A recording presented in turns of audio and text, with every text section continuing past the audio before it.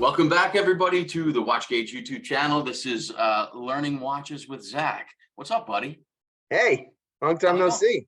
Yeah, it's been a minute. We we had the holidays, and then January has been pretty busy for both of us, right? How's sunny Arizona?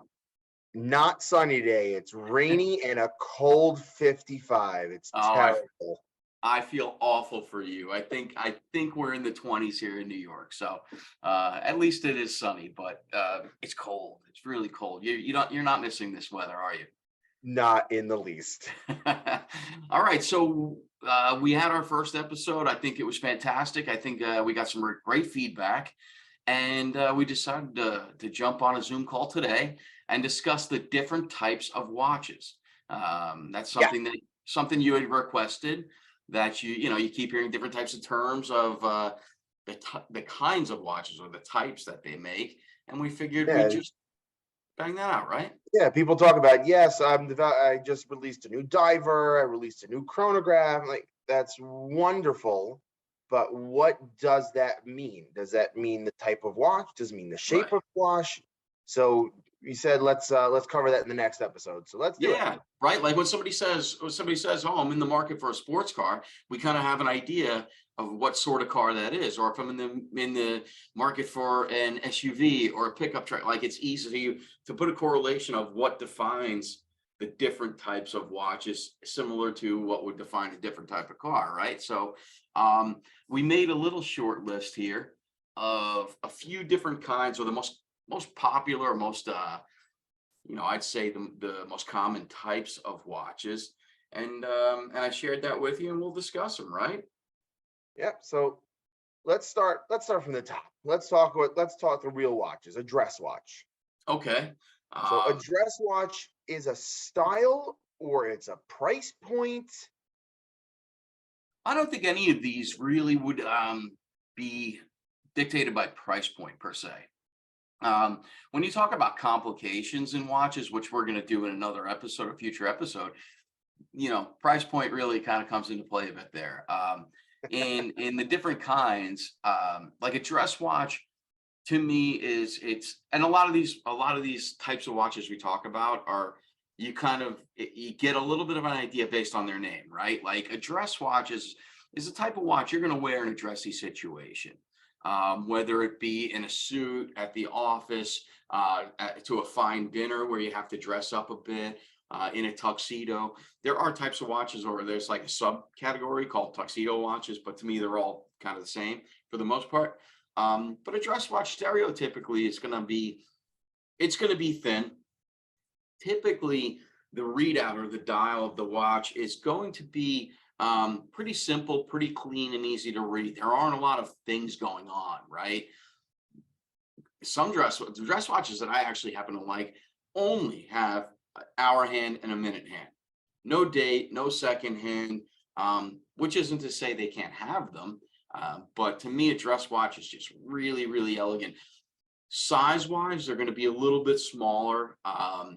In my opinion, a dress watch would fall in the 36 to 38 millimeter diameter, but it'd also be thin, right? Like it's the type of watch that you want to be able to slide under your dress cuff, the cuff of your suit shirt or tuxedo shirt.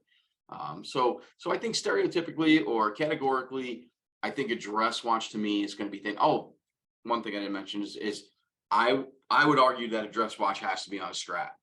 Um, you know, I've seen them on bracelets. But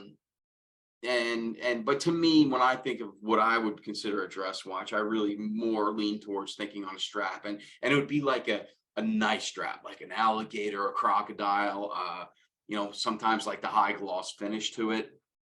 So yeah, So I think definitely not a rubber or a no, like a fabric type material.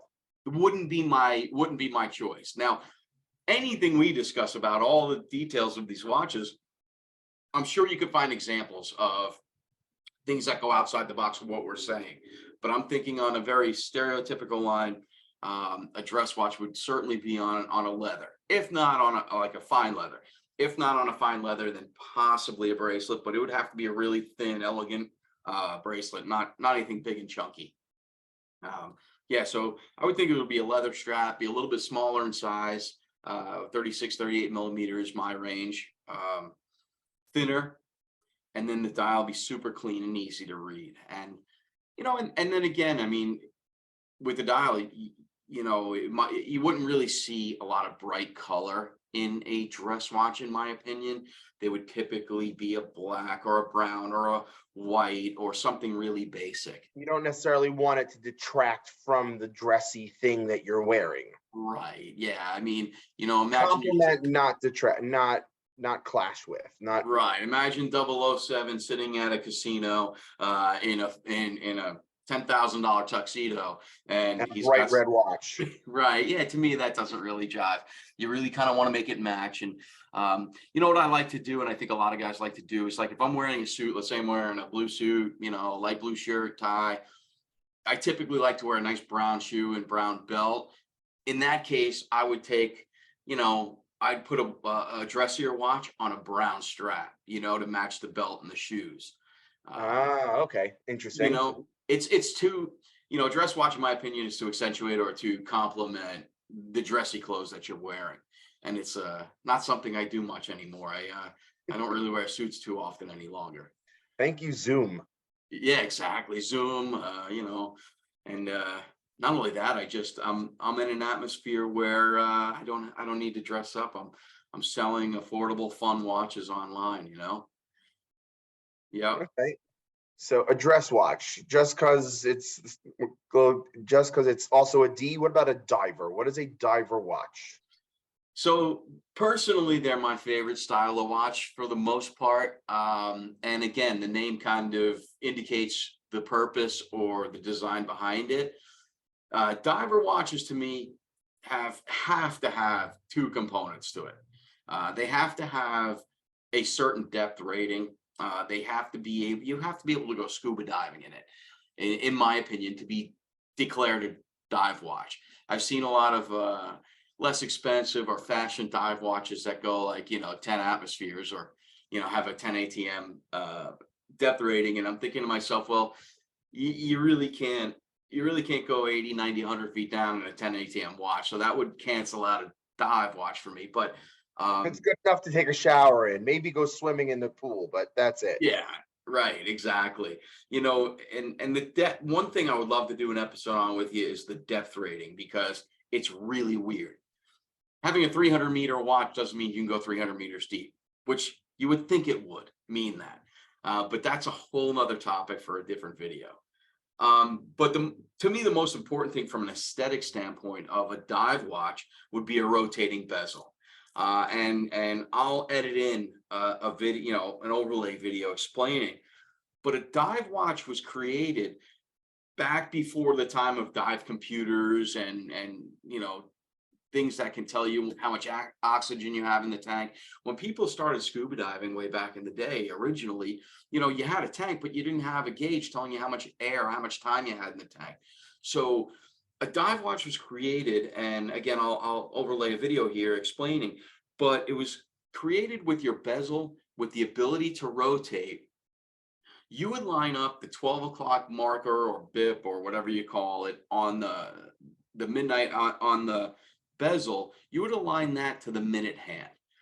As the time went on, you would know approximately how long, or you would know probably pretty close how long you were underwater. Now, Interesting. if you know you have a certain size tank on your back, You've and got that 40 tank, minute and you look at your watch and you're like, I've been down here for 10 minutes. I've been down here yeah, for 20 minutes. right, and maybe at 30, you might want to start to ascend, right? So, and the other interesting 39 minutes in on a 40-minute tank is not the time you want to start thinking about, I have a mile of water over my head. right. Let's start going to the surface. Yeah, that's like when your car is reading 0 miles left and you decide to go another 60 miles. Probably not a good idea. Probably a worse idea when you're diving, because you don't just run out of gas, you typically die. You do Yeah, run out so of gas. The gas is oxygen. yes, correct. Yeah, you're right. Hey, that's a good one. And so, but one thing that's also critical about that rotating bezel is it's got to be a unidirectional bezel, meaning that bezel should only turn in the counterclockwise direction. you can imagine being underwater and, you know, being distracted by all the beauty and all the fun things you're doing down there. And if you accidentally nudge that bezel on a piece of coral or on your arm or on a piece of your equipment, you don't want that bezel going in the opposite direction, because you'll fool yourself into thinking, well, I've only been down for 15 minutes, but you've actually been down for 30, right? So a unidirectional bezel and a proper depth rating are two things to me that are critical in a dive watch. Um, I've always wondered why sometimes I have a watch and the thing spins. I thought it's just like a fidget spinner. Some Yeah, of the oh, it is. It more actually glass. absolutely is. I can't tell you how often I'm sitting there reading an article or watching a video or doing something where I'm sitting there spinning my bezel and driving too. I do while I'm driving, oddly, and it drives people bananas because it's click, click, click, click, click. You know, Click, it click, just click, keeps click, click, going. click, click. But it is it's definitely a fidget And spinner. it only spins in one direction. That's another question I always had. Like, why does it only spin in one direction? Yes, and there are watches out there that have rotating bezels that are not dive watches, and that In which do case, let it spin both directions. Who cares? correct. Yeah, like a G, you know, we'll get into, again, when we get into complications, we'll get into a GMT function, and a lot of GMT bezels typically spin in both directions. Because Um, you're measuring time as it relates to the world, not as it relates to the oxygen you're breathing. you're not using the watch as a timing mechanism. You're using it as a something where you can read the time in other time zones. Correct. Yeah. Yeah. So those things are critical. Now, stereotypical, in my opinion, dive watches are usually a little bit larger, a little bit more fun, a little bit more playful, a lot of great colors. The big thing in a dive watch, or one of the most important things, is legibility. Again, you have to put your mindset back to, back in the early days of scuba diving. You know, not everybody gets to scuba dive on the Great Barrier Reef or in the Caribbean, where it's absolutely beautiful and tons of visibility. The point being is, if you can imagine being 30 feet deep in New York waters, you may have a hard time seeing your watch, 2 feet in front of your face. So you're going to want bright hands with luminescence. You're going to want your numerals or your markers to be bold, and again, full of bloom. So those are stereotypical things. If I were making a dive watch, I would make sure there's tons of lume on it. I'm also a big fan. I just happen to be I love lume on watches. So if we're breaking down again from across the board, necessity would be a rotating bezel, would be a depth rating, would be visibility. And depending on what size you like to wear your watch, you can wear a 38 millimeter dive watch, or you can wear a 48 millimeter dive watch. There's really no size. There's nothing pigeonholed and saying, oh, well, that's not a dive watch because it's 36 millimeters. You certainly can have them in any size. Okay. What about an aviator watch? Aviator watches I love. I don't wear them as often as when I think about it, I kind of wished I did. Aviator watches were created, as you can imagine, to fly planes and to use them while you're flying. Um, they were first made popular back in the First World War, and then much more popular in the Second World War, where when you, again, similar to diving, you don't have dive computers. Back then, you didn't have all the navigational systems, and an aviator watch was used to help pilots and co-pilots and navigators get to where they need to be. And they did that using direction and time. If we know if I know I'm flying from New York to Arizona, right? I know I have to go in a certain direction for a certain length of time, and then maybe make a turn at another point, and that is all done based on the timing of your watch. So aviator watches were really based on legibility. So if you can imagine, particularly in a wartime, when you're flying a plane, you don't want to spend too much time looking down at your wrist, right? You want to be able to take a quick glance and know exactly what time it was. Particularly as an aviator or co-pilot, to be able to transmit that to the pilot. So what were There you are doing some, when you were shot down? I was checking my watch. yeah, I couldn't read the hands. It was, right, exactly. What's really interesting, a fun fact to me, is, and I learned this back when I worked with Chronoswiss back in the early 2000s. It was very popular for pilots to actually strap their watch to their leg. That way they can keep their hands on the controls at all times and just glance down quickly at their leg. I found that to be fascinating. And one of the Chronoswiss watches we sold came with a strap for your wrist, on a strap for your wrist, and it came with a strap about this long so you can wrap it around your leg. Not that anybody I think would wear it that way these days. But the biggest thing for Aviator watches is legibility. Typically, they're pretty large in diameter. They've got very bold hands, and they've got very bold markers for the hours. I think stereotypically, in my opinion, Aviator watches very commonly have some sort of Arabic numeral. Where one thing I didn't mention with dive watches typically don't have numerals of any sort. They usually have markers like applied numerals or applied markers or luminescence. In Aviator watches, they typically have a nice, bold, easy to read Arabic numeral. As opposed to a Roman numeral. Yeah, Roman numerals, look, I think they could be probably a little more complicated to read in a split second, than a Arabic numeral. I think that's just the way we've learned as human beings. But yeah, I think most of the Aviator watches that I'm really familiar with, IWC is very known for their pilot watches. Most of those types of watches have a Roman numeral. They also have, again, very bold hands. One thing that I personally feel is there's a huge contrast between the hands and the color of the dial, the hands and markers and the color of the dial. Typically, in my opinion, also increases visibility. Correct. So a lot of times you'll see a black Aviator watch and it's got bright white numerals and hands. In some cases, you'll see like a light tan dial with black hands and markers. You want the contrast between the two colors to be super crisp.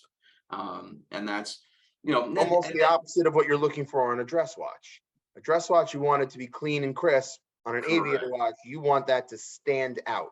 Right. And typically they're larger. They have high contrast between the two, the dial and the handset and markers. But then the other thing is they typically have a larger crown.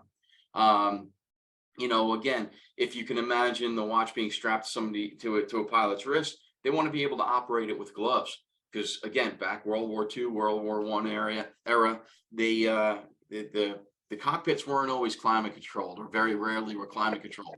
And I always picture Snoopy in his the open air World War I biplane with his scarf and his goggles. Yeah, fighting the Red Baron, right?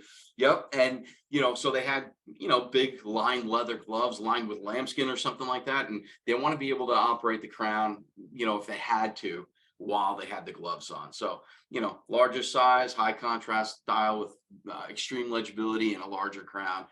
And stereotypically, Aviator watches came on straps. And unlike a dress watch where you wanted to find like alligator shiny strap, typically Aviator watch was much more of a functional watch, or much more purposeful. It would come on like a rawhide, leather, almost like a belt, like a typical daily belt. Okay. Just because we're going with names that actually seem to talk about what they are. So we did diver, we did dress, we did Aviator. What about a racing watch? Racing watches, I struggle with this one a little bit. We're going to talk about chronographs, right? And I would argue that most racing watches should have a chronograph. Racing watches, again, were created for the purpose of racing, or being able to time things, or being able to know how fast you're going. And, again, back in the early, turn of the 19th century, auto racing, motorcycle racing was a huge deal. They didn't have the digital stopwatch there. You can split second for 18 drivers at the same time, or the photo finish, or any of that. Typically they had a chronograph or a stopwatch. This isn't to say that every racing watch has a chronograph. My opinion is that it probably should.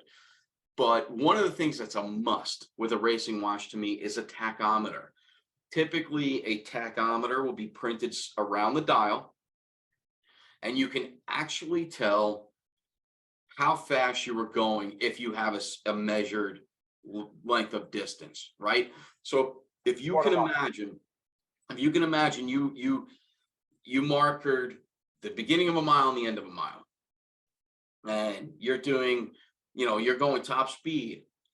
When you pass that mile marker, where your second hand is on that tachometer is exactly how fast you were going in miles per hour.